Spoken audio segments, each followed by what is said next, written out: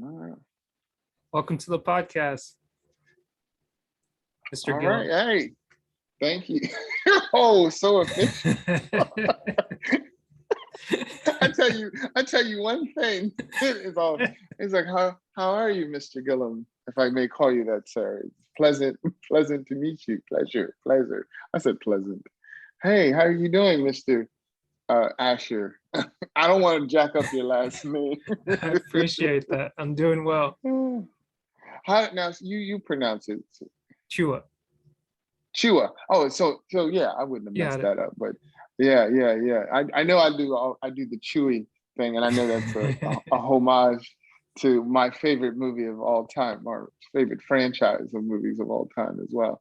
But yeah, man, doing good. Oh, yeah, it's been eventful. Yeah, it's been eventful Yeah. these Let last me couple of days. catch me up. Well, so our oldest, um, Kendall, she turned 13 yesterday. Ooh. No, 2 days ago, October 1st. Mhm. Um, and so, fresh teenager. We was thinking about what we were going to do for her. And that's kind of what prompted the whole 13 at 13, right? So a couple of weeks ago, we were thinking about getting a new phone for a minute. And Gladys and I were looking and looking, and then all of a sudden we saw that the 13s were available. And Gladys was like, well, heck, I want a 13. And I started looking, I'm like, well, I want a 13. And so we was like, all right, well, let's just all switch, get her, the new phone. And it worked out. You know what I mean? Like it just all Yeah. played, right into place. And we was able to surprise her with the new phone. It was funny though, because we had a little bit of a hiccup because the numbers didn't Mhm. get transferred. And Uh, oh, Gladys, my wife was not. But she called me. She was like, "I'm annoyed." That's her thing, right? She's like, "I'm annoyed." I was like, "What's mhm. wrong, babe?" She was like, "You need to call T-Mobile." Oh, I'm sorry. Put them on blast. They'll be all right. They'll be all right. It'll be all right. She's like, "You need to call customer service right now." It looks like I'm supporting them too I because the was gonna color I say just it's like you read. got the color scheme and everything. It's like, come on, this is an insider information over here. I'm not trying to put nobody on blast. I promise you guys.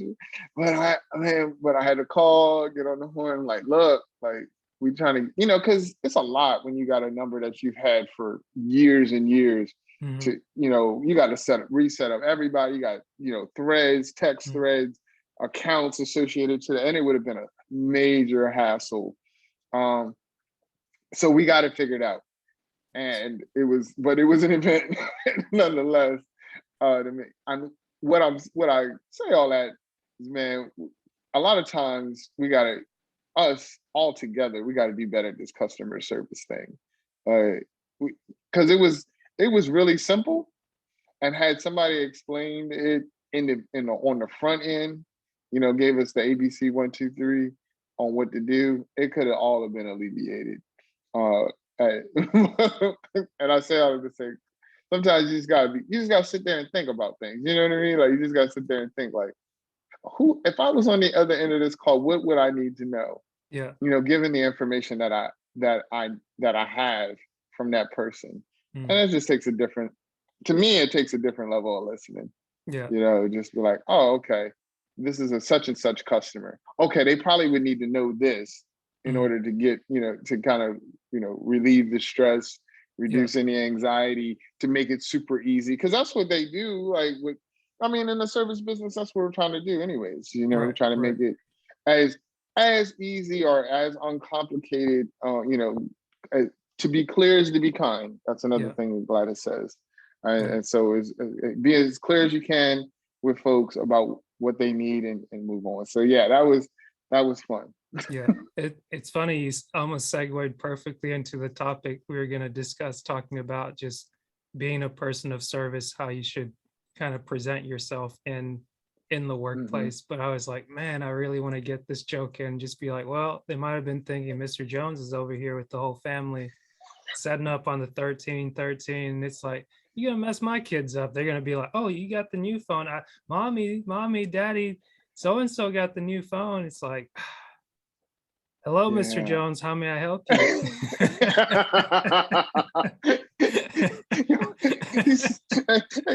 They kind of salty with it, like, all right, yeah. Oh, you got 13 problems? Is that what you had you still stay with your 10, you wouldn't go through all that. We could have I love it. I love it. Oh man. Oh, that's But good. That's you got to good. have fun with it. Yes, absolutely. Absolutely. So where do we want to go? What do we want to talk about? But well, I mean, it's I don't know if it's like a hard pivot, but kind of Yeah. where our last conversation that we didn't record, but you were catching me up on how things are being at your new position and really Mm, being in a leadership role, and also trying hmm. to educate a younger guy that you're seeing. It's like, hey, if you want to fill this position where you might say other people don't have the opportunity to fill the position, there's certain rules of the roads that you should, or is that right?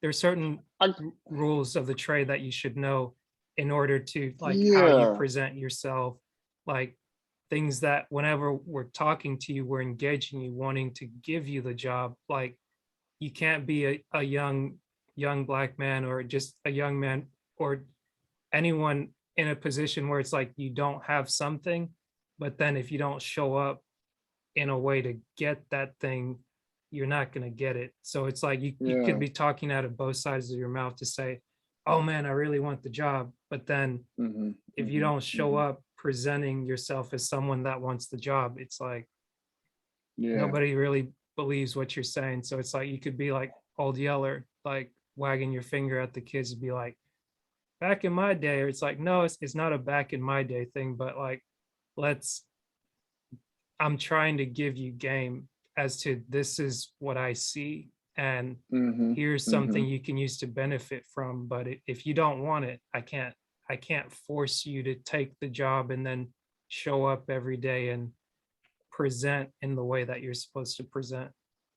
Hmm. No, and you said everything, so I don't think I have to say anything. We can cut the podcast out. You can, but you did. You said it perfectly. I'm like, yep, that's what he said. I was just I was trying to recap the last conversation, Yeah. just to be like, I think that's where, along the lines of where we were talking. No, absolutely. And the purpose of it is really what you was alluding to. Being in this role now, right, of what I would consider greater support and service, right? Because at the heart of who I am, I'm an idealist who loves to support and serve other people to Mm, extraordinary wins.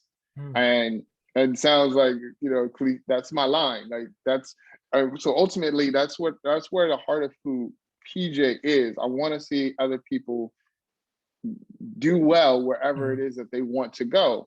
Right. And so the experience that you're talking about specifically, and then the space that we're in, which I don't think is getting highlighted more so these days, is the space of African American males, in this, this new age of technology, this new age of information. Yep, go ahead. You're you're good. Keep going. Oh, okay. Yeah. And so what my hope for anybody that crossed my path is to be able to instill in them what was really, has been given to me by other mentors and folks that I value. So I'm only saying it from a place where I was ignorant or lacked that same, uh, you know, I needed that coaching. So I'll give you the backstory to what you were alluding to.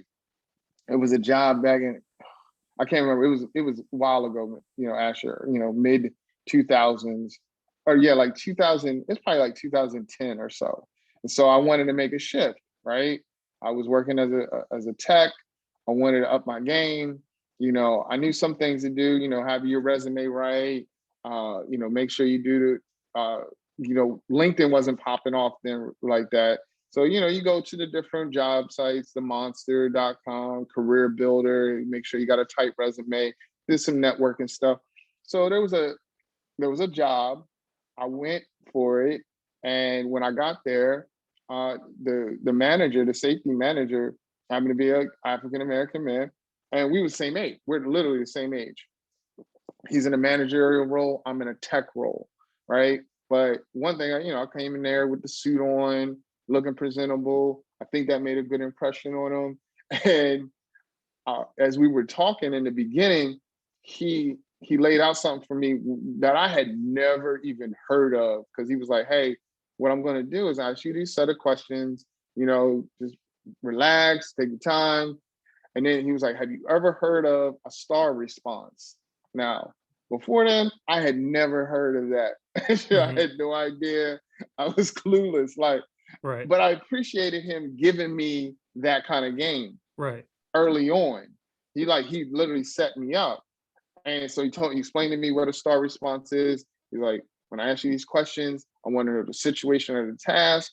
I want to know the action you took and the result that you got from it." And the reason why he wanted that information packaged in that way was so that he could determine whatever area, whether it was dealing with conflicts, whether it was how you are as a team player, whatever it was, I would be able to have a story or an instance, whatever you want to call it, that would talk to that point to give him the information that he needed. And so that just resonated with me because he didn't have to do that for me. He could have just had me just sitting there, and asked me a bunch of questions, had me, yapping off or whatever, and not giving a really intentional answer to his questions. And then we wouldn't have really known. Now, subsequently, I didn't get that job. And I was, and the one thing that knocked me out from it wasn't my responses. It was something completely else. But here's the thing: me and him still remain connected throughout our career.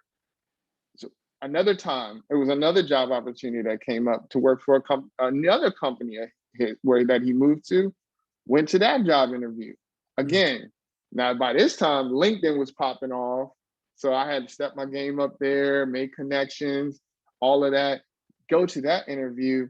And it was funny because I'm at the interview and I looked up who was going to interview me, because it wasn't just him. He was at a different site. And one of the things that I picked up was, hey, study who's going to interview you, kind of get a feel for where, what they do, where they went to school, what they're interested in, because you can kind of pick up on some of those things on a profile.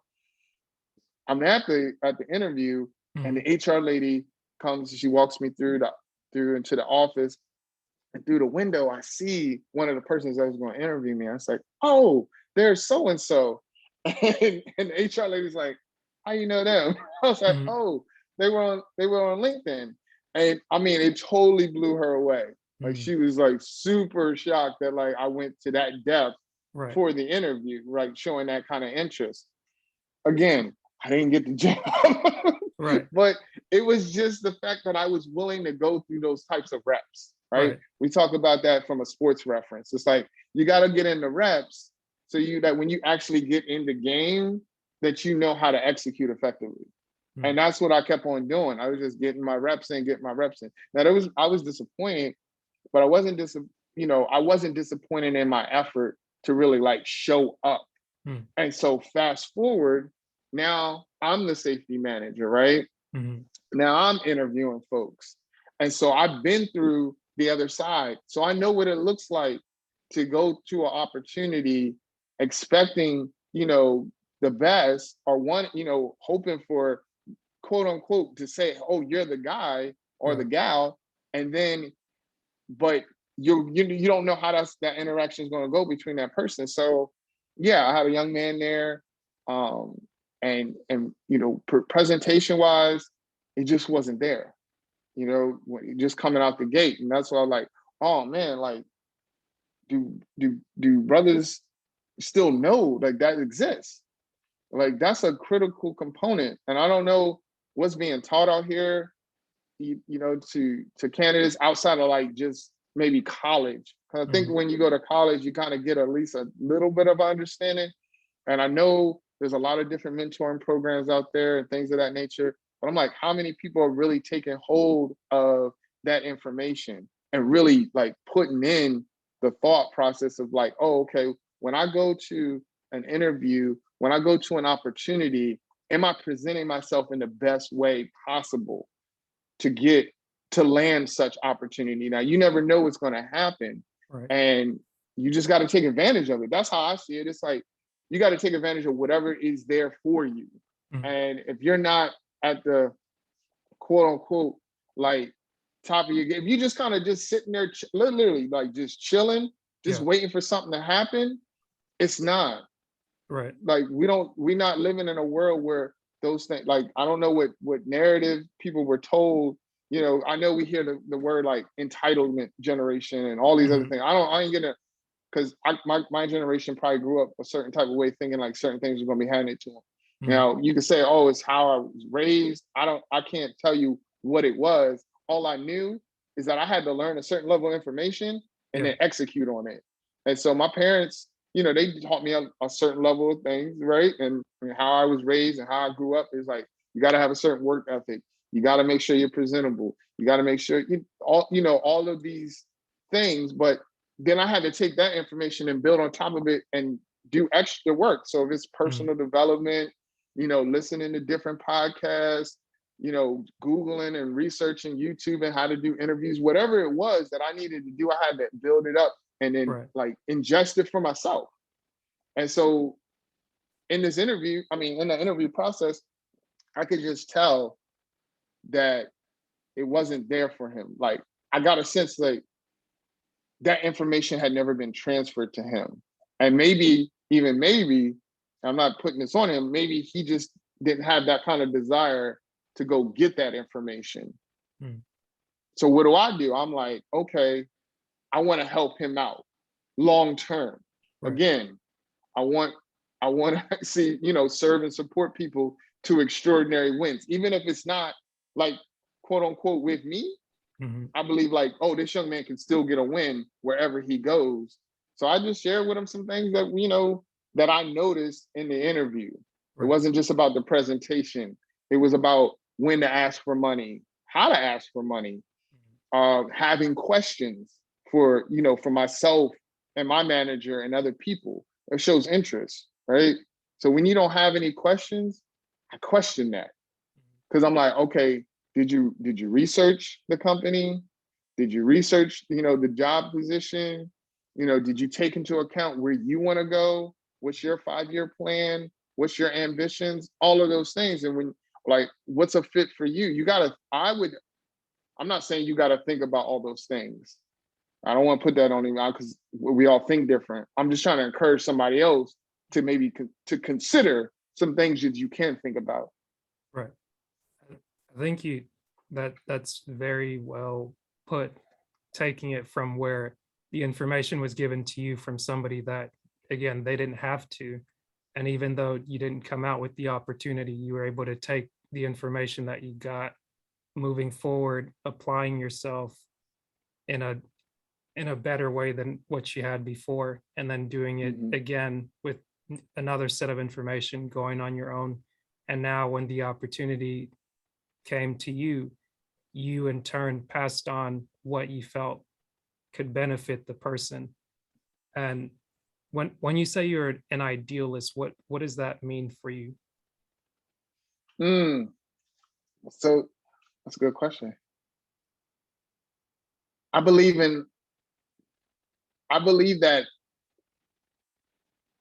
we can do things in a way that better everybody around us. That's what I mean by an idealist. Gotcha. So I look for opportunities to, and it's not just for because I have to internalize this. Mhm. So as a husband, as a father, how can I be better for the people around me that I mostly influence, i.e., Gladys, Kendall, Veda, Gemma? And I gotta believe that PJ has to eliminate some things about himself that aren't working to be at the ideal state that PJ wants to be. Gotcha. That makes like, I don't know if I say perfect sense, but it just makes sense. And I did the sign for okay, but Yeah, it's like, it makes sense in the way that it explains why you were looking out for the person, or at least for the candidate that you interviewed, where it was, hey, the way in which you're presenting, it's not ideal for me. This is not going to work out for us because we can't give you a job in the way that you're showing up. But also, mhm, it doesn't work for you because you're not getting the job in the way that you present. And if you take the same demeanor that you have now, you're going to get the same results. So I'm going to do my part to help you in the way that I can. And in doing that, it's up to you to mhm, take it and run with it. But this is like a best case scenario situation. It's like I'm giving you game, like something that can help you, whether you mhm, choose to use it to your benefit or not. That's on you. But I'm glad you explained that, because a lot of times I'll hear words, and unless I look it up in the dictionary definition, or other times people might say something and I'm like, maybe I thought I knew what it meant, but then I realized I mhm. don't know. So that's why I'm like, let me make sure that you explain it to me so that I'm understanding exactly um, where where the conversation is going. That way I'm like, I don't Mhm. want to just be like, okay, hurry up and talk so I can make a joke, or hurry up and say this so I can go to the next thing. But it's like, no, let me make sure that I'm understanding what Mhm. you're telling me to the best of my ability. Yeah, yeah, that's perfect. Yeah, I get that. Hmm. Hmm. Yeah, when I think about just like my life and where I've been and the situations that I've gone through, I've always looked for like the ideal um environment that Mhm. everybody can like benefit from. You Right. know, if it would to like I remember with summers I would in family reunions, Mhm. right? And even young kid, and I would make it in be intentional about serving the family if it was a fish fry, and just making sure it's like the older folks had water or Mhm. lemonade or in their plate, and go do all those things and running around. Now back in the day it would probably consider like, oh, he's being a goody two shoes and Mhm. all that. Yeah, yeah, yeah, forget all Yeah. that. I genuinely just wanted other people to enjoy themselves. Right. I generally want to see other people win. Like Mhm. that shouldn't be so. And for a long time, I used to, because it was branded to me. Oh, that's soft. Oh, that's weak. Oh, you should only think about yourself. I Mhm. had this collision between my own personal convictions and the world around me. And I had to fight that for a long time, because it would be to the point where someone would say something to me, PJ, you're too nice. You're too good of a person. People will just run all over you. Okay, I get that. I do. I get that, and that has happened. However, that's not on me. It's everything about that person. If they choose to do that, and it's less on me having to change my behavior or my demeanor. Gotcha. And that doesn't mean that I haven't done those things. Maybe somebody else feels like PJ's done that to them, Mhm. right? And I've had to make those corrections.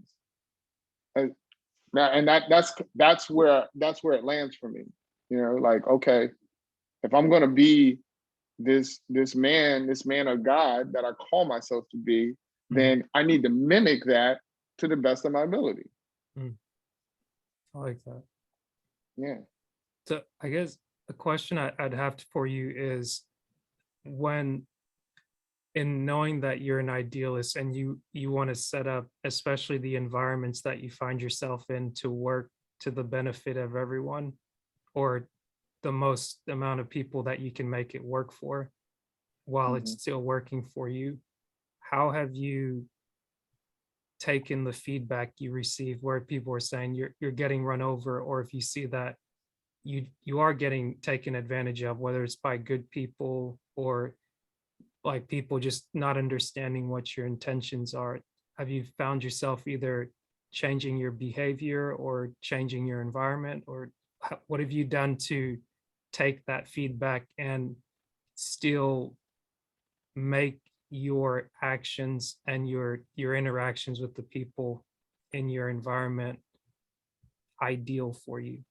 Mm. Hope that question I'll say, wasn't too wordy. no, you're good. I'm hoping I can give you the answer that I want to give you, just me. Um,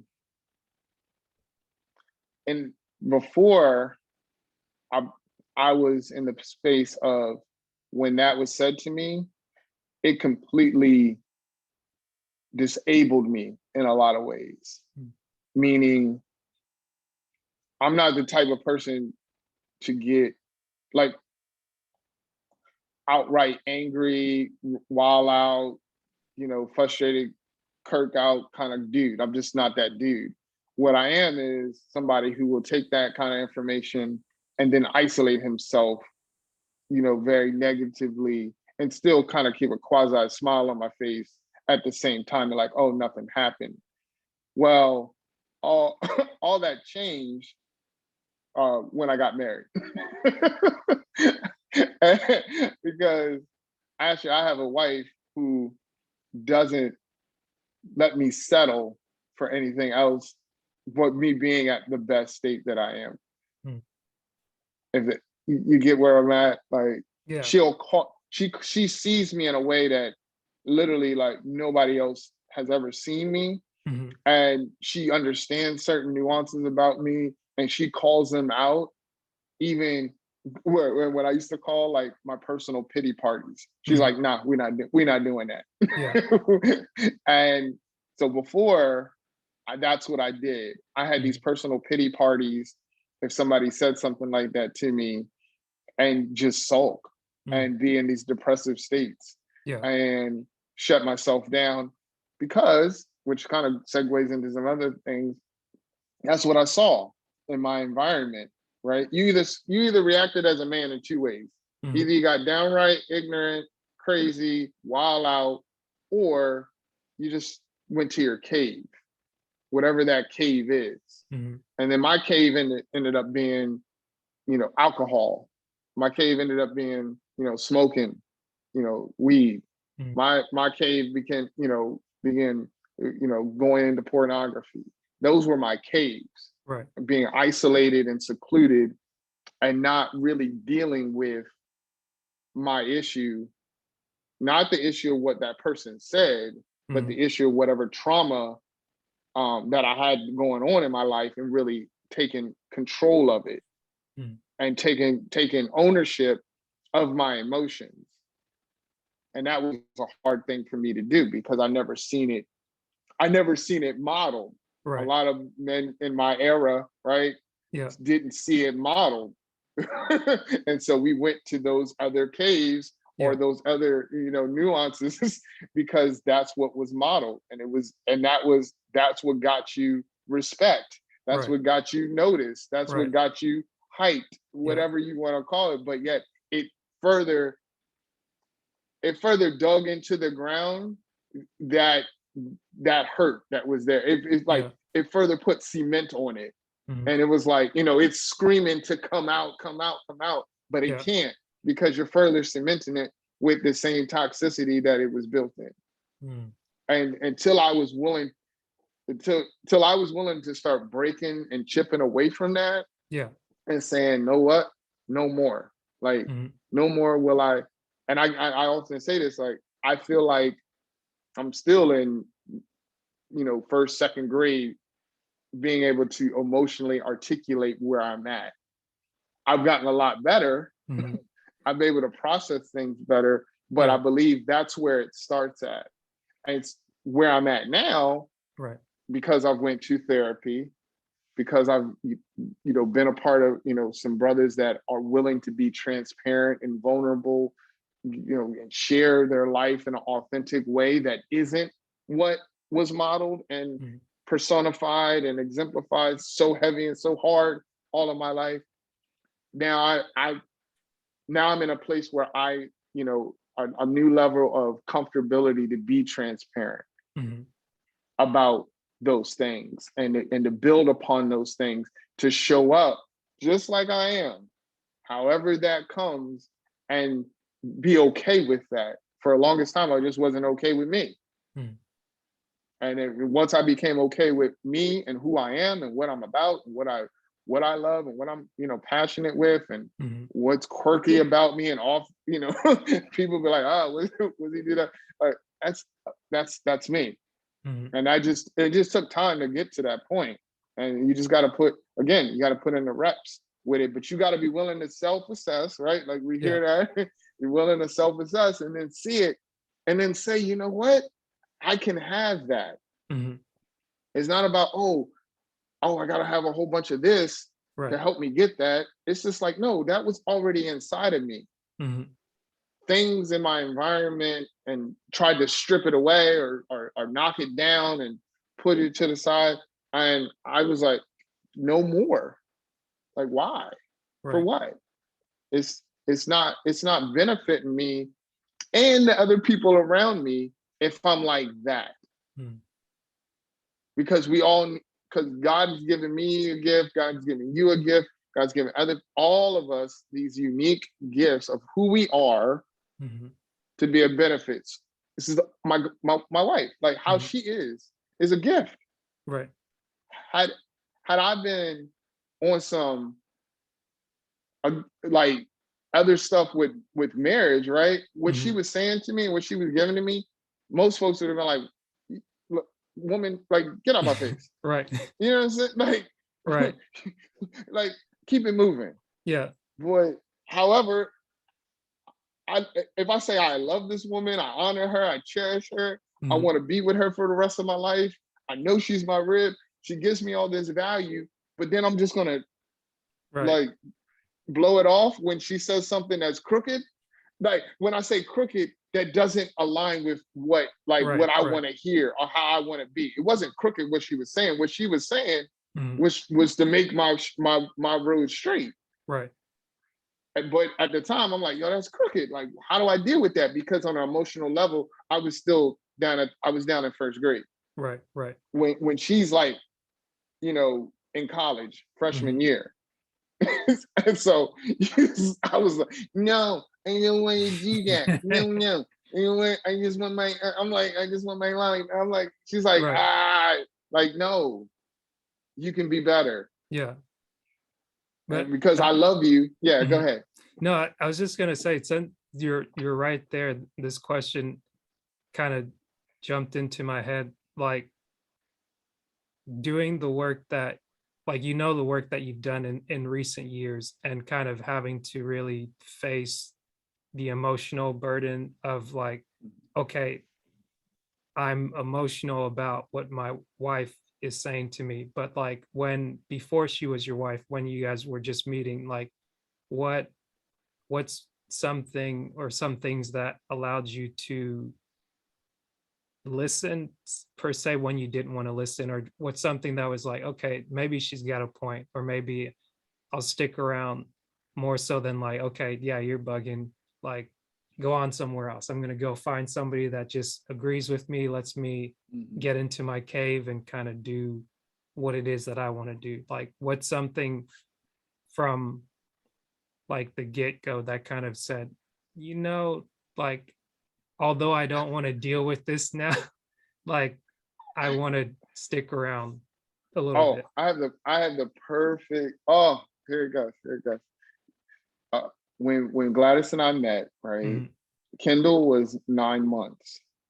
So, Kendall was I was going for custody for Kendall, Mhm. and I met Gladys.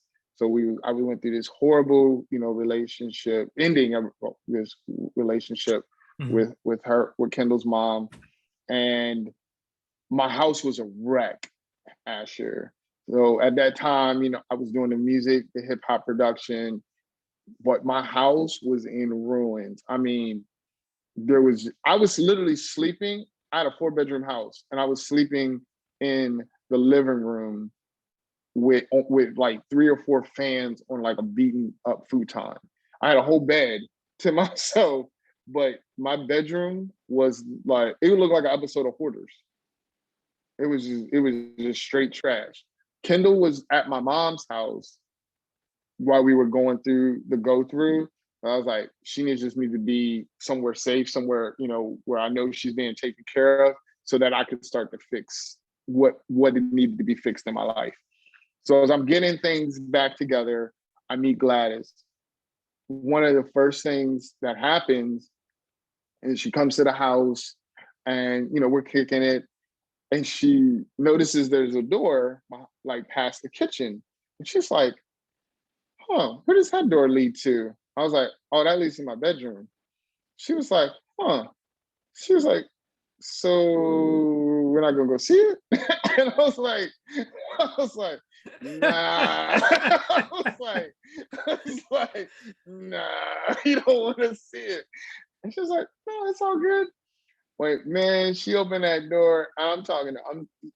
Like, it was just full blown, like, that was me. That was a representation of where my life was. Mm-hmm. It was just total mess, total chaos. And this is what she said. Oh, we can get this together. It's all right. And she literally, picking up bags of clothes, takes them to the laundromat. Mm-hmm. I'm emptying out stuff. And that right there, Asher, let me know, without knowing, right, at the time, right, that this is legit. If she was willing to come in when I got all of the baggage, right? Mm-hmm. I'm the single dad. I got the jacked up house. I got a room my own room I can't even sleep in. And she's willing to go in there, get my dirty drawers, take them to the washer and wash them and bring them back. Oh yeah. We got something. We working on something. We're gonna figure this out. Right. She's the real deal. And she's been the real deal ever since. I didn't know it at the time that it was gonna be that, but the fact that she was willing to get in that kind of physical mess, mm-hmm. Then yeah, this emotional mess, this relational mess, this spiritual mess, she's been willing to get in with me and not get out of the arena with me ever since. That's awesome. It's like having somebody to have your back from the get-go and just be like, oh, like there wasn't a lot of judgment. It was just, okay, we can do this, and here I'm lending you a hand to do it. So it's like now you have one less excuse where it's like, well, I've got to do. It's like, well, okay, I'm start with this one right here, and then get this thing, and it's like, oh, okay, well, yeah. I was like, that didn't help. I guess I could do something. Right. I was like, oh, she didn't leave. I didn't scare her off with that. Like, mm-hmm. I was like, okay, all right. Well, guess we can go from here. Like, yeah. Where else are we gonna go? All we can do is go up from there. Right. Because that was the bottom for mm-hmm. me at that time. And now looking at our life, these last 12 years have mm-hmm. been amazing. And that sometimes is a scary thing to say, because I know how bad marriages are suffering right now, especially because of COVID, all of the different just heart-wrenching things that are going on with marriages these days. I just right. I have just a big heart for marriage anyways, because mm-hmm. it's just something I always wanted to do. I always wanted to be married, mm-hmm. couldn't wait to get married. I didn't know what all that meant. Right. Yet now being in it, I'm like, yes. And even us, we've had things that we've had to go through. Nothing as between us, really as traumatizing. Like, we've gone through some traumatic things, doing what we had to deal with 2 children, especially with Gemma having heart surgery, was a major blow to our relationship, and just like the go through of it, figuring out who we are, how we're going to sustain ourselves, our children.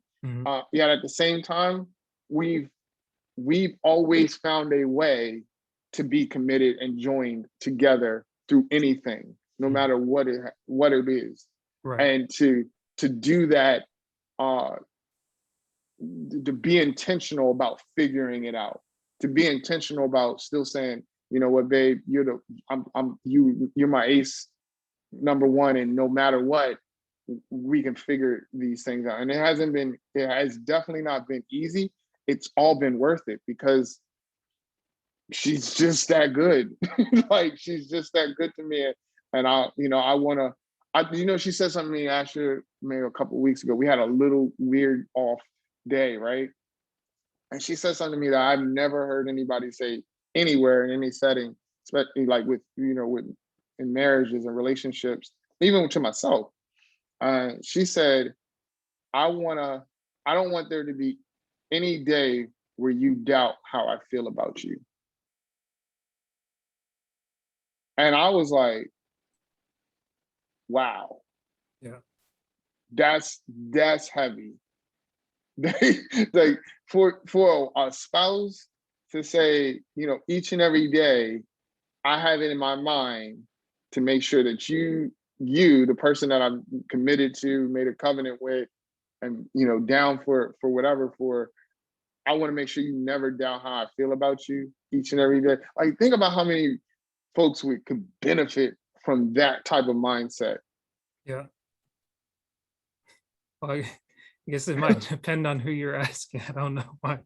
Like, initially when I heard it, it's like you can see the positivity of it, but also it's like, depending on where your head's at, you could see the negativity of it, of being like, okay, maybe I don't want to know that you hate my guts every single day. It's like, just keep that to yourself. Right. As an idealist, that's what I meant by it. But yes, it can certainly go the other way. Gotcha. I don't want to ever let you know how I feel about you. Right. You're dirty, right? Like, all right, well, cool. Yes, I get that. Yeah. Right. But I mean, at least the way in which you said it, I think it points more towards the positive, or towards like the growth of, like, obviously, I don't want you to see it as like, okay, where are we at? I want you to be clear that we're in this together. I got that from what you were saying. That exactly. That's what she was pointing to. Yes. Gotcha. And that's what I felt, and that's what resonated with me. And then I was like, oh wow, that's what you've been working off of? Okay. I get it. I see it, I experience it, I live it. Right. It's palatable to me. I never had any questions or doubts at one moment where how she's felt about me, that she loves me, that she adores me, that she is willing to be with me through everything that we go through, and that she, is committed to this thing 1,000%. I'm never just like, oh, is today the day that, she makes the choice? Because it's all a choice, right? We make the choice, even in this marriage, to say, yep, that's the person that I'm gonna, I'm choosing today. And one day and people are making their choice, unfortunately, that, you know what, this thing ain't really for me. And that's what part that breaks my heart, because you just don't know what it is that created that for that person, and how they, what could be done, or what was missed, or what can still even happen to help change that whole mindset shift for them. Right. Because I believe a lot of cases it's still possible. I believe it's just sometimes we're just kind of missing that clarity again that we need. And then there's the space of, what are you, husband, dealing with internally that you haven't expressed to your wife, and vice versa. And how do you reconcile those things with each other in a space that is safe, vulnerable, and transparent, to have those breakthroughs that you're looking for? Because I believe that a lot of marriages don't really want to end it for ending its sake, because there's a lot of that you've invested. I'm not talking about money or with kids. I'm talking about just two people sharing life together. You've invested a lot just to say, I'm with this person and I value them as for who they are, or I see something in them that had me make a decision that I wanted to be with that person for, until death do us part. Right. Yeah. I guess right off of that, to point back to something that you said earlier, where your wife showed you the type of person she was. So my question to you is, um, what, why did you choose to respect what she presented?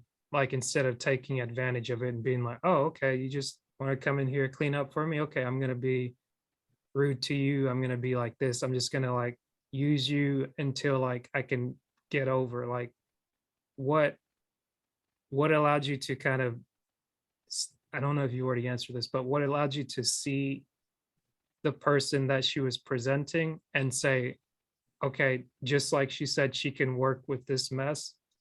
I can work with this chance I'm being given, to kind of point back to what the recruiter did for you back when you first met him and he gave you the star analogy to Mm-hmm. say, here's how I'm going to ask you these questions, here's how I need you to respond so that Mm-hmm. we have a proper dialogue. So like when I Mm-hmm. went to the relationship piece and you were in that messy place to where you couldn't even get to your own personal room, like once you got and received the help, what in your head is allowing you to say, um, okay, this is something that's good for me and I'm going to take care of it. Mm. This is something good for me, and I'm going to take care of it. It's what I wanted and what I was looking for. I I had to step back and think about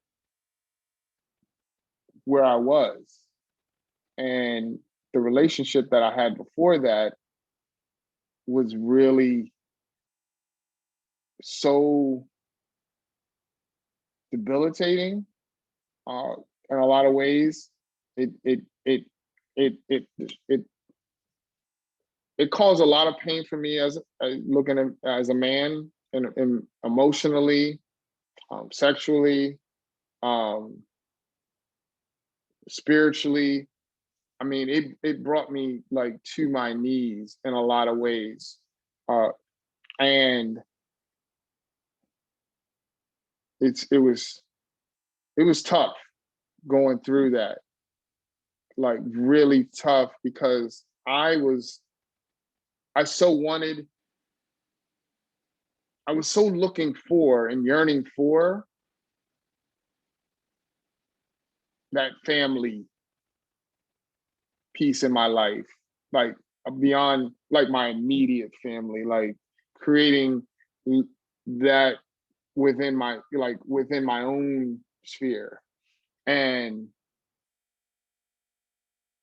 when that wasn't possible, when I can't, like it was basically like it was destroying the picture that I had already created in my mind in front of me. It was like, just taking a razor blade to it and just saying like, nope, you're never going to have that.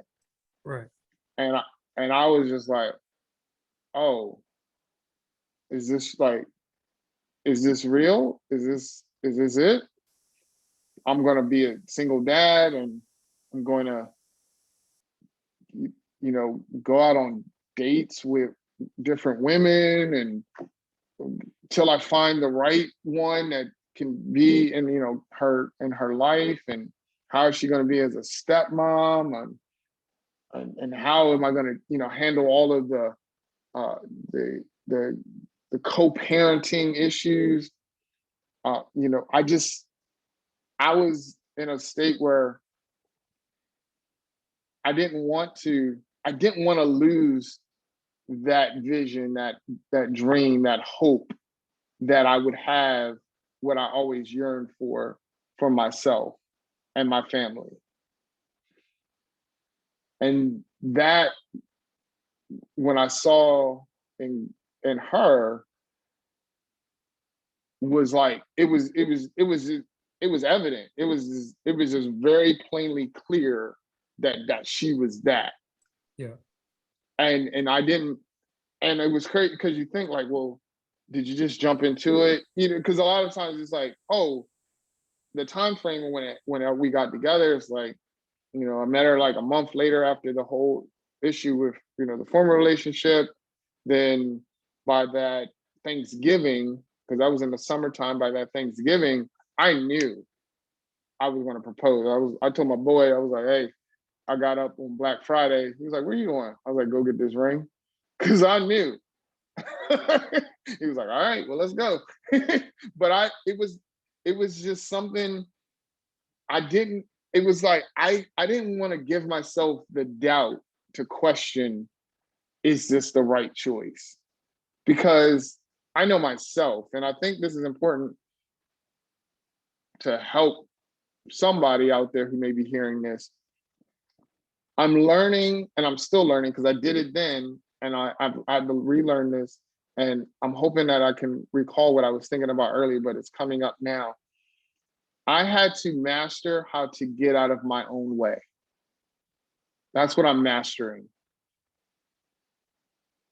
And I'm still learning how to master it even now as I'm trying to talk about it. But it's literally that, because I will self-sabotage, overthink, overanalyze, come up with all kind of different scenarios, come up with my own dialogue, you know, in my head, and say, okay, this is what's going to happen. This is it. And then it totally doesn't go that way.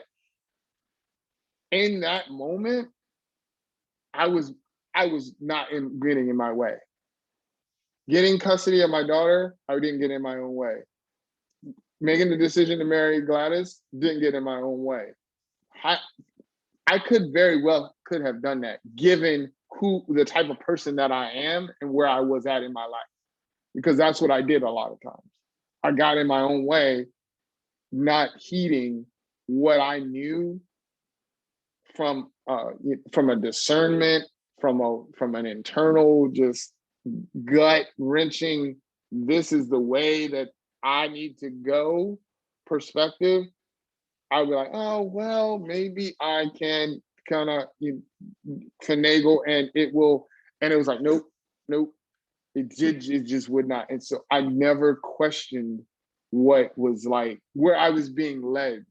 It was like, it was that moment where, you know, people were, especially in the faith, was this kind of described as like spirit led. They can't tell you how, Paul couldn't tell you how he got from like Damascus to somewhere else. It was like, no, the spirit led me to Jerusalem. And then all of a sudden he popped up in Jerusalem. And I might be fumbling the scriptures. I'm not trying to go, I'm just saying in the scriptures, it talks about that, where somebody was in one place and the next time they were in another, and the spirit led them there. The spirit led me in such a way where there was no question, there was no doubt as to what was happening. And all I had to do was get out of my own way. Because if I got in my way, then we wouldn't be having this conversation right now to talk about the wonders and the joy and the adoration that I have for a marriage that quite literally, I still am like, how did this happen? Yeah. Yeah, that I think you answer that very well. And it's like that not getting in your own way part, it seems like it's because it's like let me know if this makes sense to you. Mm-hmm. In not getting in your own way, sometimes it's like looking past the doubt, or like the second guessing as to like, okay, maybe I have to have everything else figured out, or just you have so many things not going right, the chance something comes up, it's like, hey, like regardless how this is, I don't need to think like, how long is it going to be here, how long is it going to last. It's like, hey, there's an opportunity where I'm at my lowest and someone is willing to help me. Let me try it out for what it's worth. And then even like as you're fighting, like you said, to get custody of your daughter, it's very, I don't know what the statistics are, but more times than not, the daughter would be with the mom. It's Oh, very rare that the dad would be able to get custody of their child, or very less even see their child. And It it's was. Mhm. go ahead, go ahead. No, no, no. I'm sorry to cut you off. All I wanted to say was that was what I was up against, and everybody and their mama was literally saying like, "Are you sure that's gonna happen?" Hmm. Wait, and at the same time, I just because I want to give like the full spectrum of it, Asher. I'm going through the custody battle. I just had my car for repoed. I'm facing a foreclosure on my home. You know, I'm literally like living paycheck to pay, no, payday loan to payday loan. I'm not living paycheck to paycheck. I'm getting payday loans. And if anybody knows about payday loans, that this is like a whole nother um a wormhole of debt that you never want to get in because you'll get, you know, $500, but they're charging like 800% interest, and you can just fax a little paper that says, you know, you make so much and you get the money, and then by like 2 weeks later you got to pay that one. Well, I was getting payday loans to pay off payday loans. That was my life right then and there, and I'm still drinking and smoking and acting a fool. You know what I'm saying? Like, I wasn't at my best. And so when I hear people say, "Oh, well, I gotta wait till I get this certain amount, or I get to this level, or I have this," and you know, whatever that is, I'm like, what are you waiting for? What? Just because I'm an idealist doesn't mean I'm waiting for the ideal situation, Right. because that wasn't an ideal situation. Nothing about it screamed, "Oh, PJ's a good catch." Nothing, absolutely nothing. Yet at the same time, she was willing to go in it with me. I'm like, you know what? I I want to be here. I want to be in this with you. So let's figure this out. Yeah. I love it. I do. Likewise. I just yeah. Right. I I mean, just love it. it's like, and I mean, even to bring it back to like the career front or like on the customer service end, where I know we were Mm-hmm. joking about like the iPhones and whatnot, but like you were saying, just for a moment, considering the person on the other side and being like, okay, if I present it in this way, Mm-hmm. then take into account how they may be coming through, like that might make the process a bit more smooth, because Mm-hmm. like it seems like a lot of times the hard lessons they kind of come through like hard times where you've got to really go through something, hit your head a few times and be like, oh, okay, now I get it. And then if you're able to give get that lesson and pass it on to somebody, it's almost like that's usually what you older people try to tell younger people. Where in speaking with my oldest brother, he's 11 years older than me, and us being able to communicate, it's like the the level of success, we might say, in our conversations comes through on, okay, from what we talked about say 5 years ago to where we are now, like what's changed, what have you applied, what have you learned. And with him being able to tell me like, this is something I just got over, and to see you get over it, whether it's like being individualistic, like knowing that, okay, um tomorrow when I start my family, these are the things that I'm considering. Here's how I can be independent, like having my own Mm-hmm. family, but still caring enough about my family with my parents to look back and be like, hey, siblings, let's get together, let's communicate. Even if we might be at odds at times, it's like, hey, it's the holiday season. Mm-hmm. Despite anything that everybody else has going on, let's find a way to make this like as easy as possible. Some people might say, hey, if you got to fake it, hey, I'm willing to fake it for us to come together. That way, at least if things aren't the best on your end, I might not know, but I'm not going to come here with a bad attitude in order to be Mm-hmm. like, because you did me wrong last year, now I'm just going to be all up in arms and just like, well, you figure it out. It's like, no, how about we figure it out, and I'll show Mm-hmm. up the best way that I can to make this thing work. Because then it's like, if if um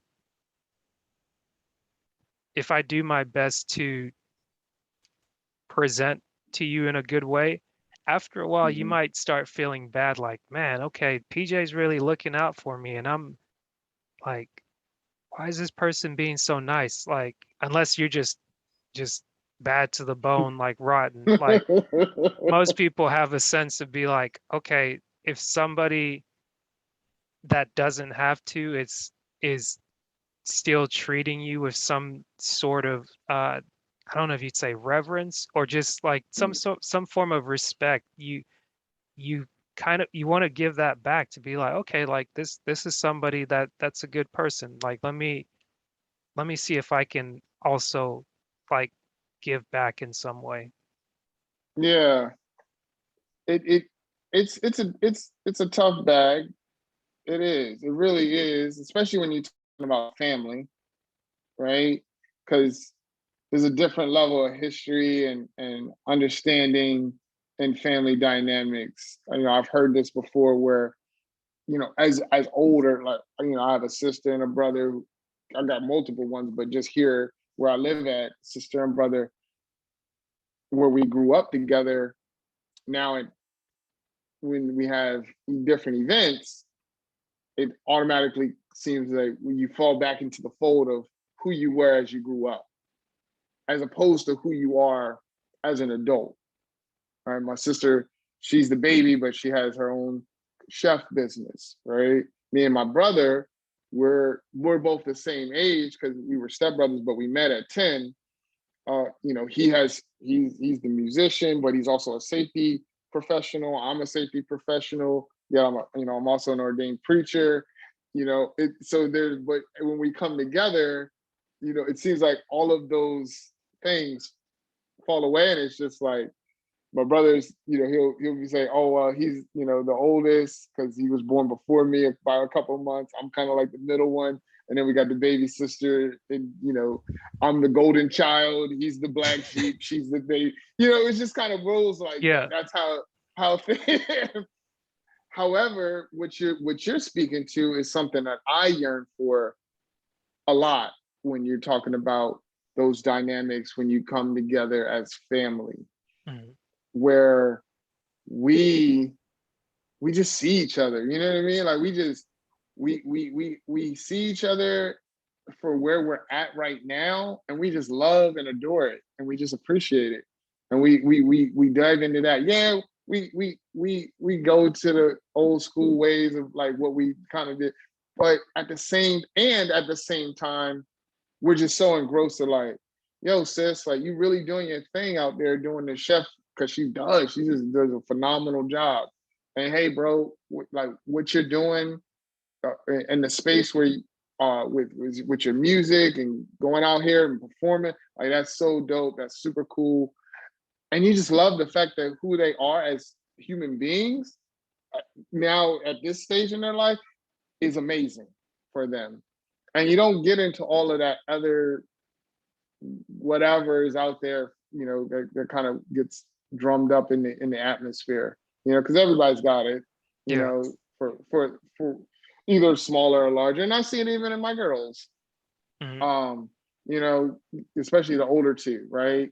You could see the dynamics of them, intertwine and how they're getting along with each other, and where their personalities Mhm. are very vastly different, Yeah. yet at the same time where they're like so connected in other ways that they can't live without each other. And then there's other times they're just like, oh my gosh, if you don't get on my face right now. Well, and then what our hope is as their parents, Yeah. when they get older, they're like thick as thieves as sisters, like they're just bonded so well. So yeah, I get that. Yeah, and that's why I said it's a tough bag, because it goes back to that whole, I think what we talked about before, where you have to put yourself in a position where, one, you get out of your own way, and two, you're willing to step into that arena with even that person and be vulnerable to get through whatever it is that you're getting through, even if it's even between y'all. I like how you brought it back to, that's probably the point I was trying to make, like in getting out of your own way, like in getting out of my own way, I've found that more opportunities that I've maybe desired start to come my way, as to where it's like, Mhm. for example, and even applying for the jobs, like how you talk about doing the proper research for the companies. It's like it almost becomes into another job. But a part of what I'm realizing as we talked last time and as you're talking now, highlighting some of those things, I'm like, okay, I've got to get out of my own way instead of being maybe jaded or thinking like I'm just putting this time into a vacuum. It's like you may not Mhm. research every single company that you're applying for, but the moment that someone reaches out and makes the connection and then you have the opportunity for an interview, you best try and put your best foot forward, like put in an extra effort, even if you don't get the job, just to know that, hey, I tried. Like, I didn't let my ego stand in the way to be like, oh, well, I'm so and so. I went here. I've done this experience, that experience. It's like, at the end of the day, it might not, what's the saying? People don't know that you care until people, what is it? Oh yeah, yeah, yeah, yeah, yeah. They don't They something don't know until they how know how much you much you. care until they know, until like they remember, people remember how you make them feel. And like in the same Mm, way, it's like you can't really, you can't express everything always through words. Like some things are expressed through body language, some things are expressed through like acts of service, and mhm, all those, the little things, some of those things that you mentioned, it's like you need to do that in a professional setting, or you need to do that in a marriage setting, or you need to do that mhm, in a family setting, to where it's like, mhm, although it may not benefit you there in the moment, years down the line, all of a sudden something may just happen to where it's like when you thought people weren't listening or they weren't hearing you, it's like, oh no, I was hearing, but maybe I couldn't get out of my own way to receive the good that you were doing for me or to mhm. me. And now that I had some time to process it on my own, now I can be kind to you too. And like, I was maybe picking on you because I had this insecurity, or it's like Mhm. everyone's dealing with something different. But like when you point to that, get out of your own way and allow for the things that can work for you to actually work for you. Yeah, yeah, absolutely. That's what I have a friend, and that's why probably that whole get out of your own way came up, because he taught a class to us not too long ago, like around the summer, where it was for like adults. It was like learning the things that you should have learned as a child, but it really was like, oh, you never forgot these things, or you forgot these things that were already intuitively in you. And one of the things that I was hearing, even what you were talking about, the getting out of your own way, or how you prepare for things, and then what you do moving forward. The one thing I believe that we miss is, especially for men in this culture, in this environment, and it's getting talked about a lot more. It's about feeling whatever it is that you're feeling at the moment, and being okay with how you feel about it. For example, after one of those interviews, or maybe both of them, I know, or well, getting the rejection from them, I was immediately sad and mad. People were like, "Oh, don't take it personal." Well, I did. Okay, sorry, because they told me no. Right now, am I wrong for taking it personal? Absolutely not. I took it personal because I put a lot of effort into it. Now, that didn't stop me from moving forward. what I did though, I needed to process the no that I received, the rejection that I received, the way that I needed to handle it. And just to hear, oh, well, just, don't take it personal. It was just business. Well, that personal business is tied to me making sure that I take care of my family the way that I want to. And I'm not going to sit around and cry and mope and be depressed all day about it. However, I believe that it's very beneficial, because we read this in scripture, Yeah. to cry, to be sad, to be angry. Mm-hmm. It doesn't, you don't hold on to that stuff, but how do you release that? Right. It has to be released somewhere. And just to say, no, just hold it, compartmentalize it, box it up, don't, shove it down. Mm-hmm. That's not healthy. Mm-hmm. So even if like me telling that young man, hey, this, I was giving him game. I gave him like 3-4 things, Asher, like he can go to that next space and Mm-hmm. do. Now, if he wanted to get emotional about that, or, on all that, okay, cool. You can get emotional. Like, how can he tell me this, that, and the third? Mm-hmm. Cool. That's all. You are well within your, I'm not stopping you from doing that. Yeah. However, once you get out of that, was what I said beneficial, valuable for you to the next level?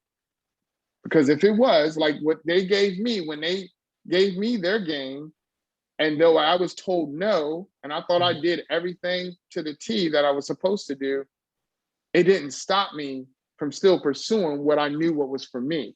Mm. Even though I cried, even though Yeah. I got upset, even though I doubted myself at some times, it didn't stop me. So there has to be that whole wave, Mm-hmm. right? Of, okay, you feel this? Okay, cool. What does that feel like? Oh, that's kind of sucky. Okay, cool. Well, how do we get out of that suck? Okay, well, let's do some things that get us out of that, whatever that is for you. Mm-hmm. Could be exercising, could be watching a movie, could be listening to music, could be meditating, could be prayer, could be hanging out with friends, whatever gets you out of that, so that you can now receive something new for you to move to the next. Yeah. And that for me, for again, when we're talking about, and I'm not, being biased here, but for men in particular, I believe that's just important, Mm-hmm. to understand, because I know in the spaces that we're around, that's what a lot of men are dealing with, Mm-hmm. to just kind of sit with certain things. And I believe it's just unnatural. Mm-hmm. Well, Yeah. I mean, I think to your point, I almost wanted to ask you, like, to recent memory, what's something that you sat with, or how long did you sit with something until you said, okay, enough clothes are piling up, like, let me clean this up, because I know how bad it gets if I let it linger for too long. Because sometimes it's like when we say, yeah, I saw that it was bad, and then I got over it. Like, sometimes somebody might look at that, especially if they're in the moment of going through it, but they're like, you're not in my position. And it's sometimes it's like, it's true, I'm not in your position, but the longer you stay there, like, tomorrow keeps turning into tomorrow, and I'll get up tomorrow. I'll do it tomorrow. I'll do it tomorrow. And it's like you're trying to find the ideal situation to live ideally. It's like it doesn't ever quite catch up when Mm. when you're going through it, because, like, on the one hand, it's like you're going through it, like, you're Mm-hmm. mad, you're sad, like, you're just flooded with emotions, you're feeling something you don't want to feel, but it's like Mm. you need to feel Mm-hmm. that Mm-hmm. in order to get over it. Otherwise, it's like Yes. you could suppress it and just be like, I'm a man, I'm tough, I'm good, I'm good. And then it's like, next thing you know, you're falling over with a heart attack, like a lot of men do, because it's like they don't have that healthy exchange. It'd be like, hey, if you got to go work out, like, move some weights, if you got to go for a walk, or if you got to make music or something, if you've got to draw, if you've got to, heck, go pick out some flowers, go look at something that may not be quote unquote manly, but finding a way to express an emotion that's internally in order for you to be back on track as yourself. No, I got the perfect one for you. And this one hit home for me. So with Gemma, right? So to give you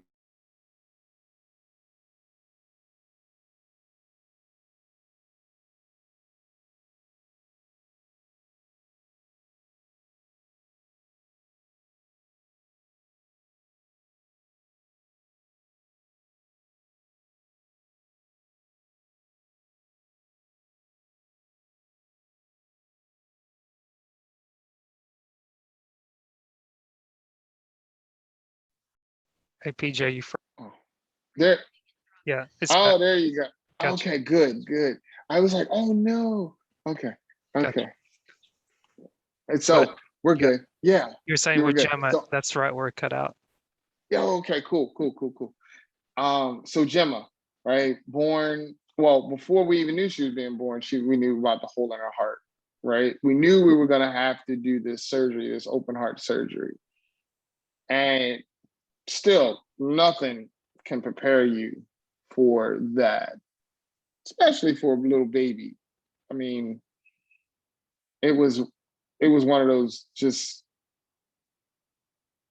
like unimaginable kind of moments that as a parent you have to go through. And when she has the surgery, we were at the housing space waiting to kind of get the call to go see her. And she was in surgery for over 12 hours, right? All day we were just, chomping at the bit, getting, well, we had got a call and they said, we have to be in here longer than expected. And that obviously got us a little bit more nervous about everything. Well, by the night time, like I want to say 10-ish comes, we finally get the call, hey, you can come see her. So Gladys goes over there. I'm at the housing spot like 5 minutes away. And Gladys comes in and she just like immediately goes into the restroom and gets herself together. And I was on the bed and I couldn't really get it because I could hear her, kind of crying in there, as she's getting herself together. But I'm like, oh, she's sad because she just saw her baby girl. I get that, right, to a certain degree and all that. But I really wasn't there with it, right? I go to work the next day. I get off, go to the housing place, walk over to Johns Hopkins right across the street. And actually, I get into the room. Now, mind you, when they said to us, with the surgery, they could not close her heart. They couldn't close her chest completely. They had to keep it open for a while. So she had like this, they had to put like this special kind of, covering over her chest where it was still partially open because she had this arrhythmia. That's what it was. That's just arrhythmia that was going on. And they still wanted to monitor it, but in case they needed to go back in, they didn't want to close her completely. And when I walked into the room after to go finally see her when she was in ICU, I mean, there was wires coming out of everywhere, just plugged into our baby girl. And then I saw her on the tape on the bed, like with this thing covering her chest and heart part, open and it's beating. And I'm at the the bedside and I'm holding onto the rail And Asher, I just lost it. I like I I couldn't control myself. It was the first time I ever had a panic attack. And I was my heart started beating, I was getting weak, chest was getting tight, legs went up under me, the sensation in my, I mean, it was completely like flooring. And I never had a panic attack before. I didn't know what that felt like. I didn't know what people, when they talked about it, what it meant. But that's what it was for me, at least in that moment. And all I could do was sob. All I could do was cry. And I felt so helpless as a father, as a man, to not be able to do anything about the situation. And I remember the nurse saying to my wife, "Is he going to be okay?" And Gladys was like, "Well, this is the first time, him seeing her like this. He didn't come last night." And she was like, "Oh, okay." And had I not been in a space to know the importance of releasing all of that was in me, the sobbing, the emotions, and I had just kept that in or walked away out of the room and said, "No, I'm not going to go in there and see her until she, is better or whatever." Because I would have still had some experience of it, but I would have, I would have tried to repress it, suppress it in some type of way.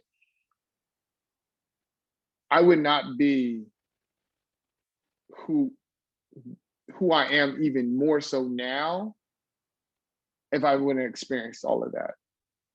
I was supposed to experience that because, one, it's my daughter.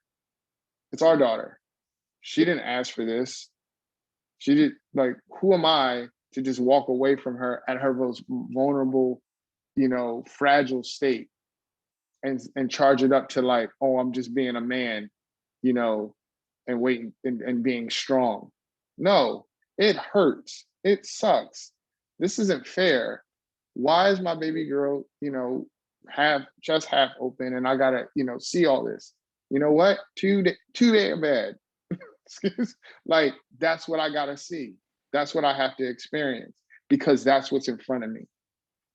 And now how I see like being in who I am in the spaces in my environment for like what's important to me, who's important to me, how I'm expressing myself. You know what? Life is literally like that because we don't deserve what happened. God blessed us with that. And it could have went another way. And I realized that because there are other parents that unfortunately, and God bless them, they have a different story to tell because their child unfortunately is not here. And I feel for that. And that resonates with me because I saw how close it could have been when we didn't have Gemma. And so now when I'm looking at this life and what we are given and the gift that it is, yeah, I want to experience it to the fullest that God intends for me to experience it without me getting in my way, without me just chalking it up to I'm a dude, or me just chalking it up, well, that's how I was raised, or whatever other cliche idiosyncrasy that we want to put on it. Look, I better get this thing right because it matters to me. I like that. Thank you for sharing that story. That I'd never heard the full extent of what all had happened, and Yeah. kind of being on the better side of it now and seeing how you're not only looking to take the experience and use it for good, but also have something to commemorate it with and just be like, hey, like this is something we can all look at as a family and have as a blessing. Mm-hmm. That's something nice to see. Yeah. Is that something you'd like to share with people as we kind of sign off as to how we're wrapping up the year and Yeah, going yeah, into yeah, yeah, 2022? I know that that was a yeah. lot, and it's like now kind of going onto a lighter note, but it's like just expressing the emotion in the way that you did. Like it's weird how it's like you express the with like a passion or a fury, but you are express your vulnerability in that state in this sense. And it's like they almost feel like they're opposites, but they're very close together. But Mhm. um I just got to say thank you for doing that, because it's Yeah. not like in being able to do this, have conversations with you, highlight people.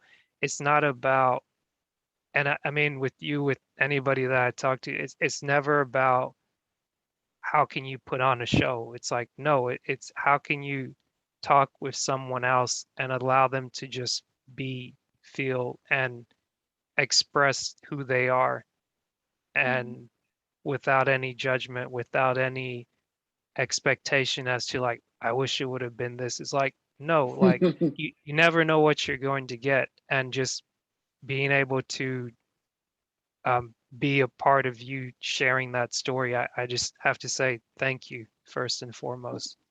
Well, no doubt. No, I appreciate you having this type of space and environment to do such a thing where it doesn't have a, a highlight reel of expectations of how you have to show up. There are dynamic speakers, dope, theorists and theologists and people that just break down, all these bits and pieces. And I'm just like, man, it's super dope just to be in a space where you can literally be how you are showing up. And that's the only requirement. And that's cool. That's all I can say is like, Yeah. that's cool to do that. I will say, yeah. So in the midst of all that, yes, it has brought on a major. Well, I would say it's special to us, right? Yeah. And then to the people that we wanted to impact with it, where we're literally creating a, a movement, so to speak, with scars, right? And the fact that these babies, Gemma and so many others, they're born with these scars, and they well not born with these scars. They have to get a surgery, right? Open heart surgery or some other to repair things. And a lot of times, with those scars, folk, the young people, they, growing up, they might question it, make fun of all of that. And I wanted to really honor and commemorate all of the amazing babies out here, young people out here who have dealt with these scars, and also people that are dealing with other scars in their lives as well. Because from as the slogan is, they are dope. So my scars are dope. My daughter's scars are dope. That's a beauty beyond whatever else you can think of, because she went through the fight. She was super resilient. She didn't give up. Like, she kept it moving. And when I look at her, I'm like, man, you're an amazing little person. Like, you're so dope. And I just want to honor that. And so, yeah, we're in the midst of, we're in the lab right now, figuring it all out, with the onesies, and we haven't even put anything out there for real, for real. Yeah. So yeah, this is kind of like a sneak peek, but it's coming. It's Yeah. coming. And so we're It'll putting the be bits there. and pieces. It'll be It'll there be for the there. It'll people be by there. the time they hear this. Yeah, yeah, absolutely. So, man, super thanks to you, Asher. Again, brother, I love you. It's always a dope. I love how you are just so committed to doing that service of to others in your own way, and that you're not looking to do anything other than that. That's special. That just shows, the character of just trying to figure out life, and for yourself and for those that you want to impact. And so, always appreciate you just offering your insight about things, and even the questions that that you bring up throughout the whole piece. It just lets me know that you really are listening and want to really dig in and dive into things that you see or want to point out, further. So kudos to you, man. Thank you, PJ, and thank you for the time. Yes, thank you. All right, man. Take Until care. next time. Yes, sir.